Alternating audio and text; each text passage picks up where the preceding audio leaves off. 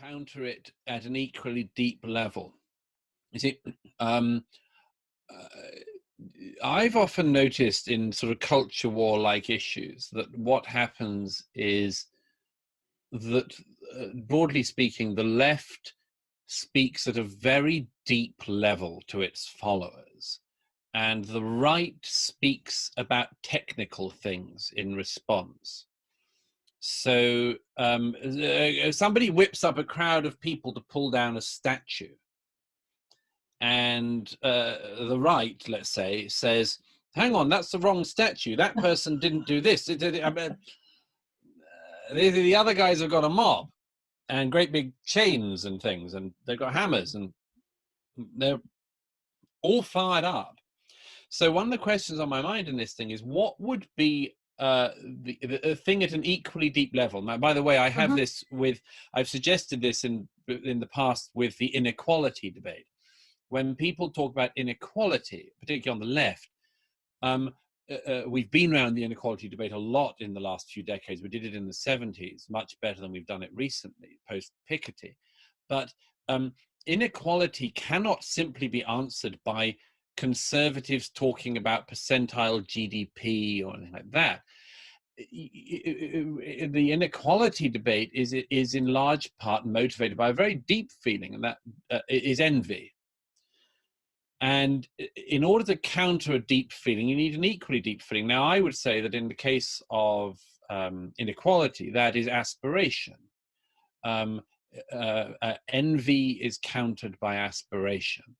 Now, on historical issues, what we're dealing with here is resentment.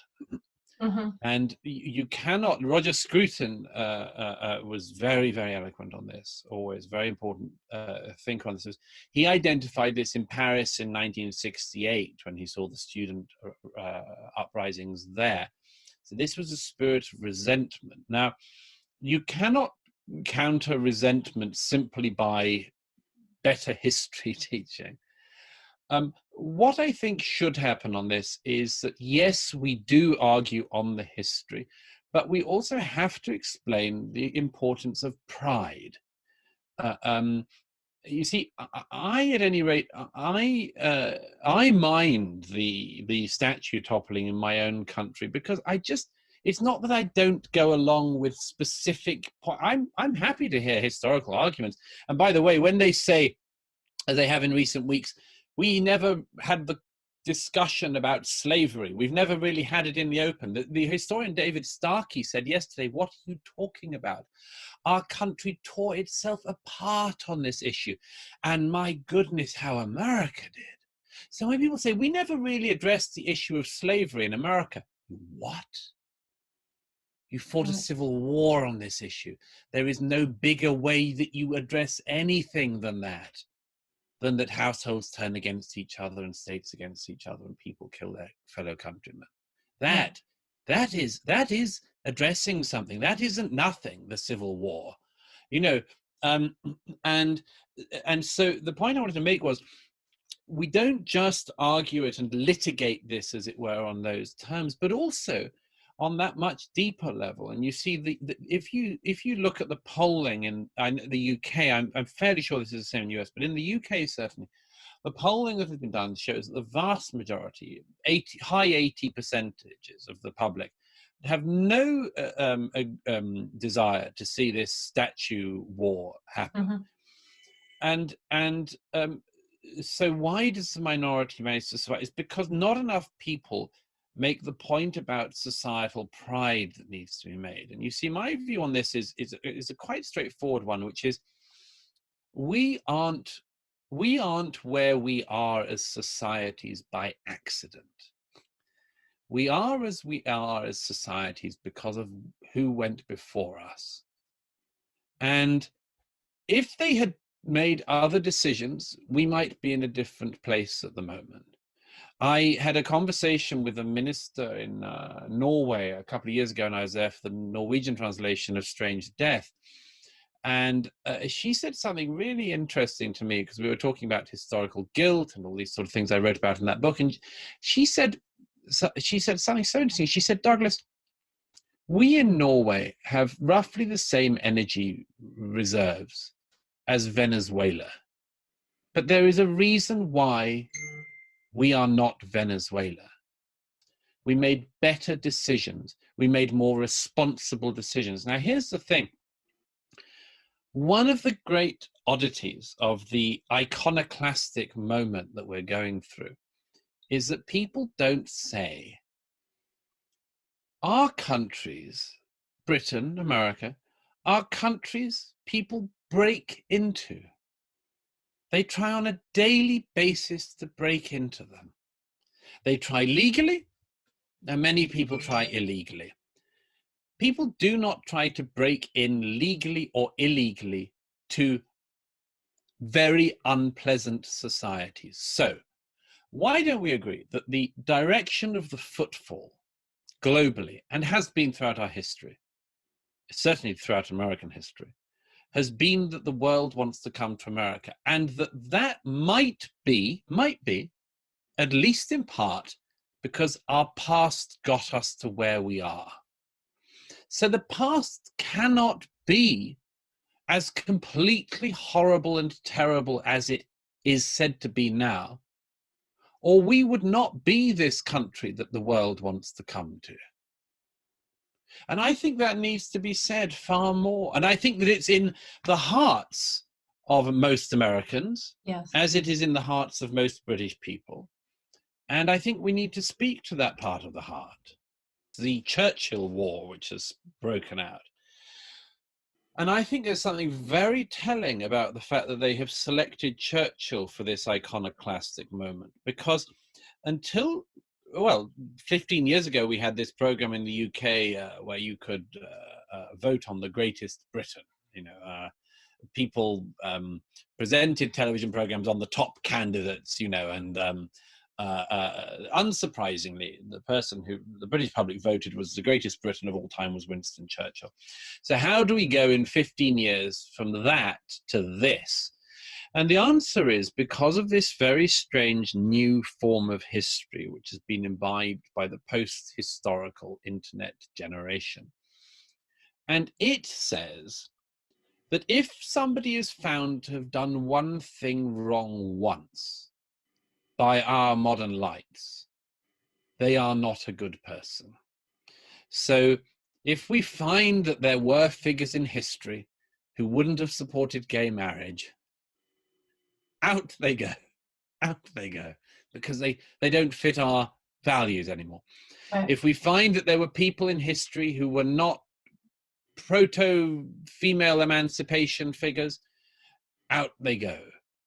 If and you can do this on every issue, and of course this is a bizarre in my way to look at history, because history isn't just there for us to select good guys and bad guys and so, but the Churchill one is fascinating because it shows up the game that's being played. Because you would have thought that, I mean, obviously Churchill critics would dispute this, but you would have thought that being the person who single-handedly held the line against Nazism in 1940, and it just wasn't the case. It just wasn't the case that anyone else in that position of prime minister at that point would have made that stand. Absolutely not.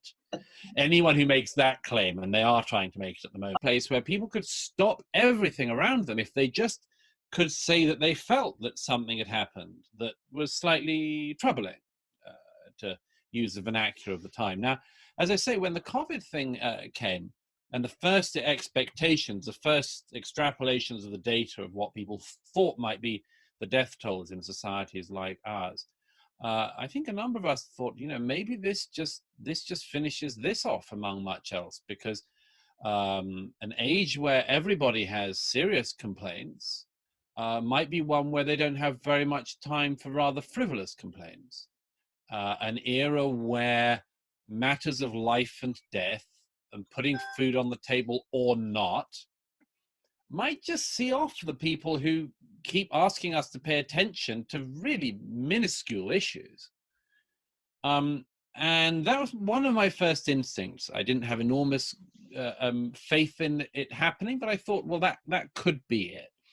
And then as lockdown went on, a number of things started to happen that just suggested that might not be the case. My early warning signs were these: people using COVID as another instrument in their identity politics wars. For instance, we were told early on that women were suffering more from the virus than men.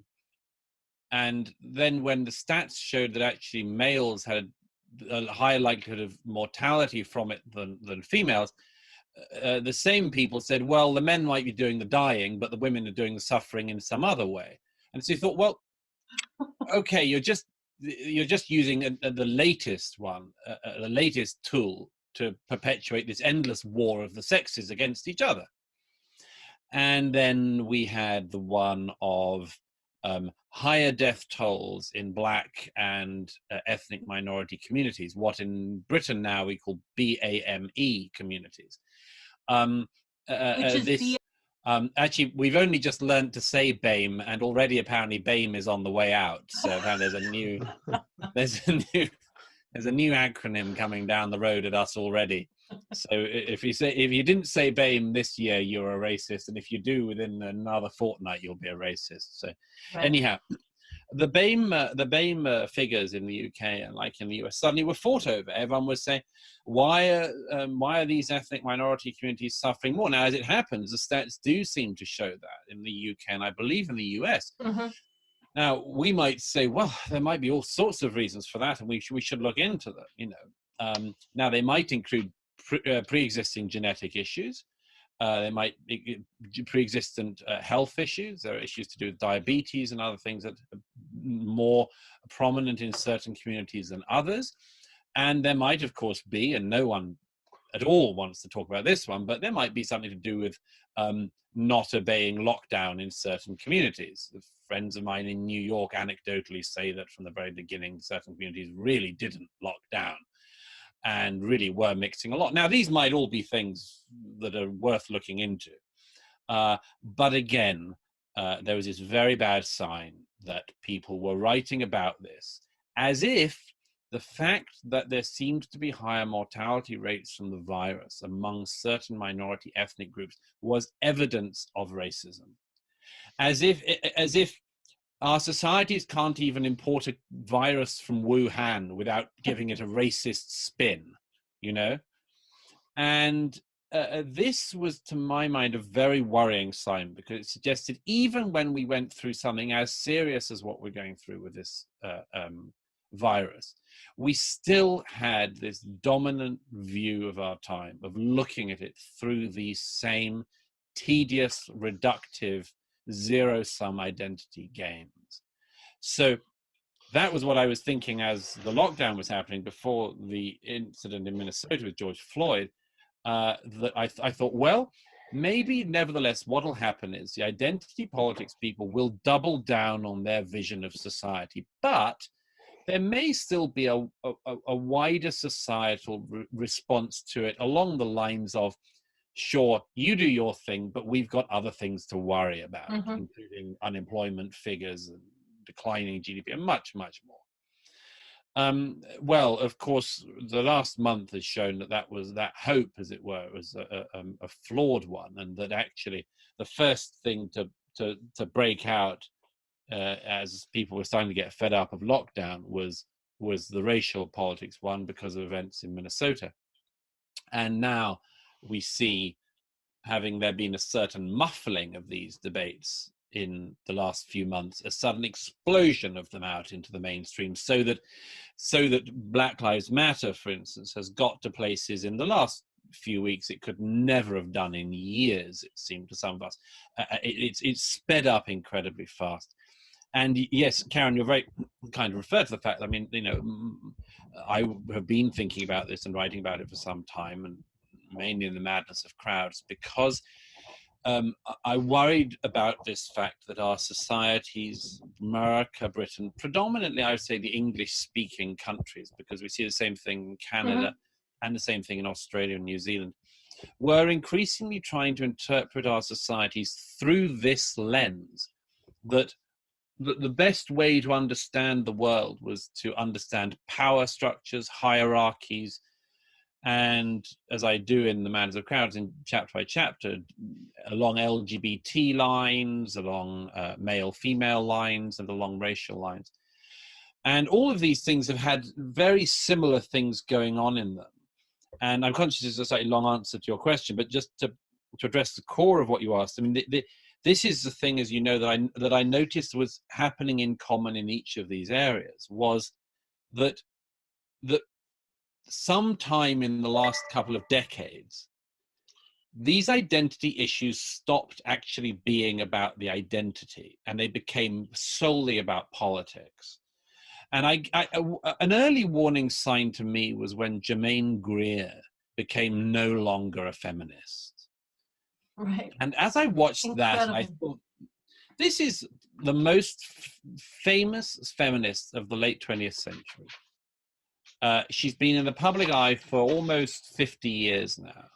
And whatever you think, is a remarkable figure and will be regarded as a very important historical figure. The moment at which people start saying, but Germaine Greer isn't a feminist, you have to say, what do you mean by feminist? We will make America great again.